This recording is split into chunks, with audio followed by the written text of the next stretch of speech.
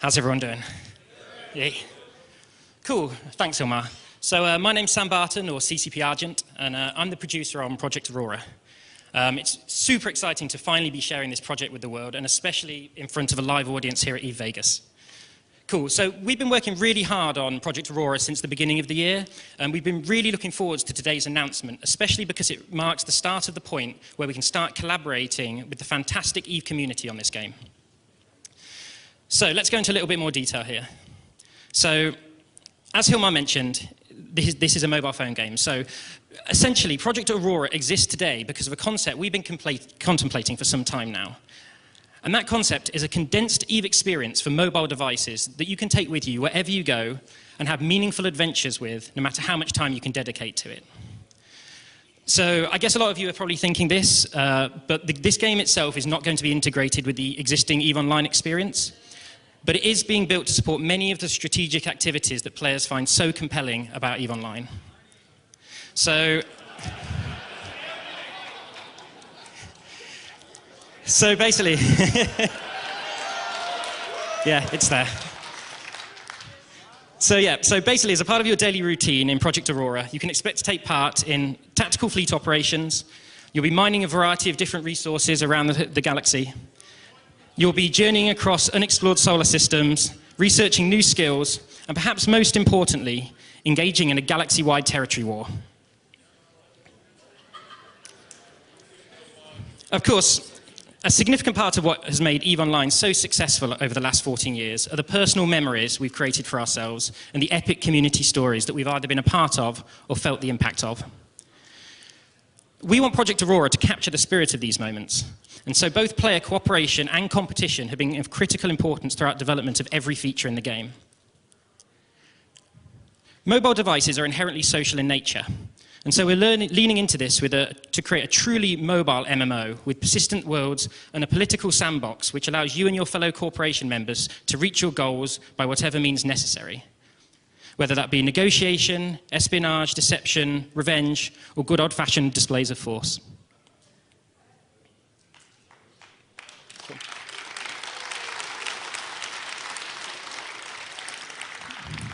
Cool. So it's all very good having a vision, but when we had that vision, we then kind of turned our attention to logistics, and we were asking ourselves the question, how can we actually get this game made? You know, while CCP, we've released mobile titles in the Gunjack series and the ePortal companion app, we also knew that what we wanted to do here with Projekt Aurora is something very different indeed.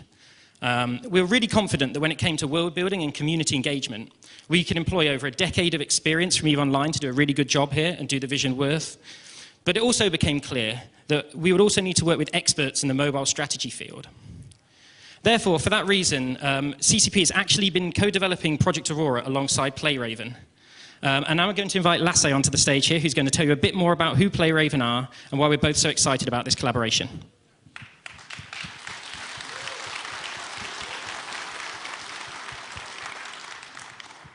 Thank you, Sam. And it's great to be here. Does anybody here play on EVE Online, by the way?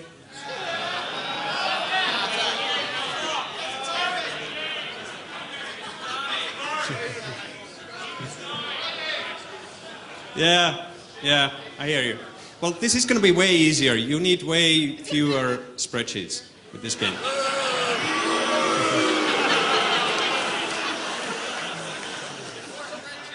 Okay, let's get on with the program. So, I'm Lasse Seppänen. I'm the CEO, co-founder at PlayRaven. I'm probably best known for my role in the PC Xbox game Alan Wake. Thank you. But a few years ago, me and a few friends in the AAA industry, we wanted to get to the mobile because we were not happy with the games that were being made. We felt that they were too shallow, too casual. You know, we wanted the deep, meaningful, more complex experiences. And we knew that those could be created. So we created a company called PlayRaven. We've been around for almost 5 years now. And we've, of course, throughout this time, we've been in close contact with CCP. We are good friends and have always been big fans of what CCP does, because CCP is not afraid to explore the boundaries of what can be done in games. And that's the mission we feel we're also on. And so when we started talking about Project Aurora, we really felt that now things click together. We had been, for a couple of years already, been thinking, wow, wouldn't it be cool to make something with CCP? And we found like complete alignment, because what CCP wanted to do with EVE Online and what we wanted to achieve with our company, making more complex, deep, engaging, meaningful experiences, those two things came together just beautifully. And really like a humbling opportunity for us to create this new EVE opportunity, EVE experience on mobile, together with Sam and the other good people at CCP. Great, thanks Lasse.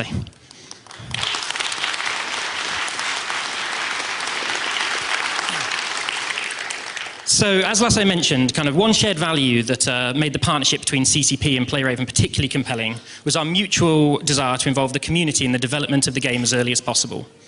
So we really want players to take an important role in shaping Projekt Aurora into something that they want to play, something that you want to play. And this has basically been part of the plan for this game from day one and will continue throughout the life of the game. So we've only really been working on the game for a little over 9 months now, and as you'll see shortly, it is still very much a work in progress. However, we felt strongly that now was absolutely the right time to start engaging with the fantastic EVE community and understand what it is that you want from this game. Cool, so now you'll know a little more about our vision for Projekt Aurora. Let's dig into a little more about where the game is today. So, Projekt Aurora is really all about a journey to the center of the galaxy and the search for untold power. Now, you'll be doing this by utilizing jump gates that you find around the galaxy. Unfortunately, these jump gates are ancient and they have fallen into disrepair. And so you'll need to be out there collecting ancient relics, both to repair them and to power them up for you and your constant journey towards the center of the galaxy. Unfortunately, you're not going to be alone out there. There are other corporations who want to do it, and they want to do it faster and better than you. So essentially, you need to be suppressing your competition, and you'll be accumulating territory to do this, and controlling the limited resources that are out there on each star map. And the reason you want to do this is because those resources will help you advance your personal space station.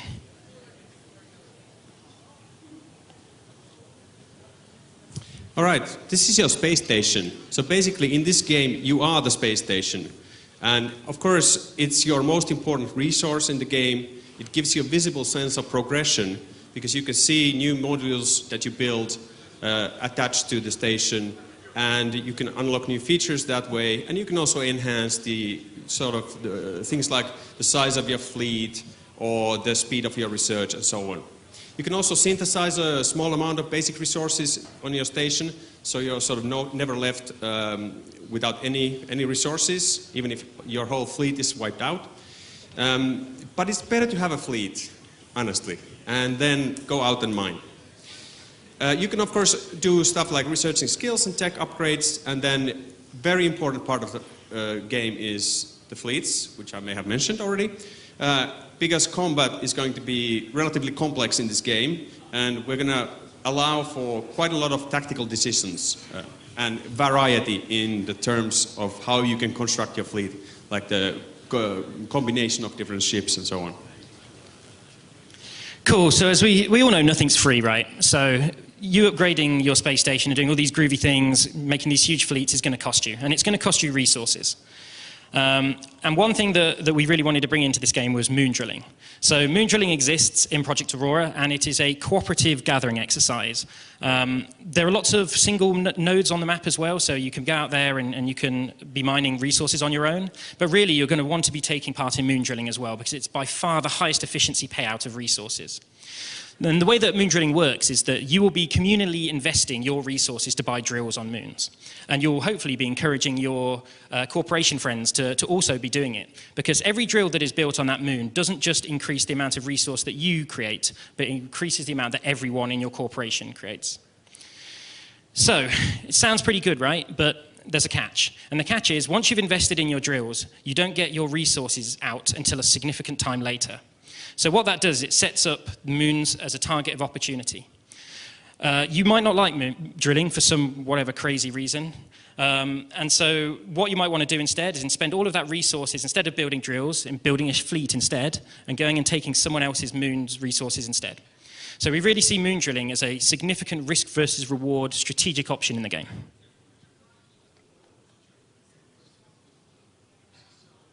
Now here's the thing, it's really fun to mine the moons, and they're a big sort of source of resources for you and your corporation, but the problem is they might not be in your territory. If they're not in your territory, you're unable to mine them. So this is where outposts come in to play. You might have noticed that our star map is divided into hexagons, like large areas, and each of them has an outpost at the center of that area. So basically the way you conquer territory in this game is you have to take over the outpost. And this will give you access to all the resources in that area and a strategic advantage, of course, because then you can teleport further in the game. And also you might be causing trouble to your rival corporations because they might have a longer way to their resources and so on. However, we wanted to make sure that the game isn't, super twitchy in the sense that you would have to be worried about attacks coming from all sides at all times. So all the outposts have times when they are vulnerable and when they're not. So there are phases to this. So you can be certain that that outpost is going to be, for the next 3 hours, that's going to be safe. I can now focus on this other stuff here, which is sort of under attack. And the way you conquer these outposts, you have to hold them for an hour. So you can't just go and wipe out the fleet defending it. You have to actually hold it for an hour. Cool, so everything we've talked about so far really plays into one thing, and that is the Relic Wars. So as I kind of mentioned with the key objectives of this game, you want to be building, repairing, and powering up stargates to be able to jump to the next map and get closer with your corporation to the center of the galaxy. So Relic Wars is integral in this, and it's basically a phased star map-wide conquest between every corporation currently on a star map. So it's split into two phases, and the first phase is the preparation phase, where you and your corporation mates will be donating all of your resources in exchange for temporary buffs.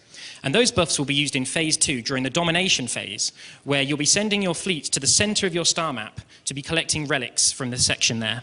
It works very much similar to Territory, but on a much wider scale and a very concentrated time. So you can expect that when the relics open for attack, there's going to be a lot of action there in a very short amount of time. Cool, so we briefly then kind of touched on some of the main features that involve both cooperation and competition in the game. And I just wanted to double down on what we said earlier about how our feedback on all of these features and this game that we're building here is really, really important to us. It is quite early in development for us, but we felt that it was at this time we want to get your input on how we can make this game better and how we can make it for you. So feedback is super, super important to us. That being said, from what I've said over the last 10, 15 minutes with Lasse here, we know that is really no substitute for hands-on experience for the game. So it's really our intention that we get a playtest out there in the near future, in the really near future, in about 30 minutes' time. So, yep, everyone here at EVE Vegas will be the first in the world to have an exclusive playtest on a 3-day pre-alpha of Projekt Aurora. Please be gentle. Yeah. Don't be gentle. So essentially, Projekt Aurora is, as we said, it's a pre-alpha experience, and so you are going to see some unfinished things in there. You may occasionally come across bugs, crashes, and a few errors. There's definitely some assets in there that aren't final. But that being said, there are some benefits as well of us doing this. In that we don't have to worry about equipment. For what we'll be doing is supplying the game for you on all your personal devices. So regardless of whether you're on iOS or Android, we'll send an email shortly after this presentation's finished, and that will include all of the information that you need to get yourself set up on the game. Cool. Also, if you're having trouble getting set up, there are full instructions provided there, but we want to make sure everyone who wants to can participate in this, so please feel free to grab like a member of either PlayRaven or CCP, or go to the volunteer desk if you're having trouble getting set up, and we'll get you sorted out quickly. Once you're in game, there'll be both CCP and PlayRaven Games Masters in there to help kind of guide your first experience with the game and to help suggest, or just maybe if you just want to destroy them, that would be fine too, especially Hilmar, who we know will be on a plane about 6 hours from now.